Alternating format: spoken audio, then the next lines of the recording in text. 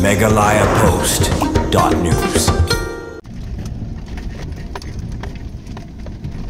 Watla gajing syatkan gakong bindas im dangsyen hanong ba shlong bandawa ban siang rong ya kesrok nanong po syumden bat penyesok syadu syasunapur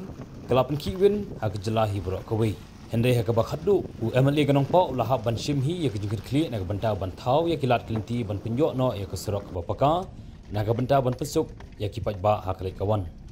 kani gajing shisha kapau ha kapau ba Meral Bonds im MLA ganong po baderu chairman ke Meghalaya State Advisory Board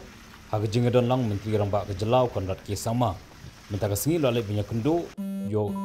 Joti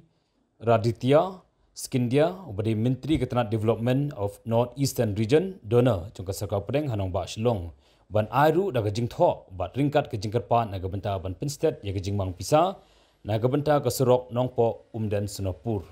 Nagalyang ba Meral Bonds im ula aitiru daga jing thok syautui Menteri ban kerpat bat ban mang pisa kumba Sanpoar Point Kendai Puperakulur Lingba ke NESIDS Roads jangka Ministry of Donor naga benda ban siang rong penbha ya kesrok Nongpo Umden Sunapur kumba arpau kilometer hadien bagajing terwa la dep ru ban pha show secretary ke North Eastern Council Lingba ke Tenat Planning Investment Promotion and Sustainable Development jangka Sarkar Jela katkum ke sithi number PLR R/R /Shispa Khandai Puar haka arpsan terik benai jeliu R1000 pesau. Kuman syukado hangni ke Surok Nongpo Umden Sunapur kedai bala jot rathai bad kipat ba daki spa photli kisnong kibamat igejing e akali kawan. Badangsyan kawai galong kemi nak kisnong maulong nong tlu kelalet bansat khan marwai hasketриat naga benta ban penbo de sarkar bade ban simkia ban mang pisa naga benta ban siang rong ya ketika Surok ba yo ru kejing kular.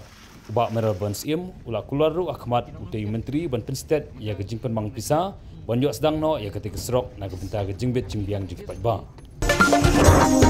megalayapost.news.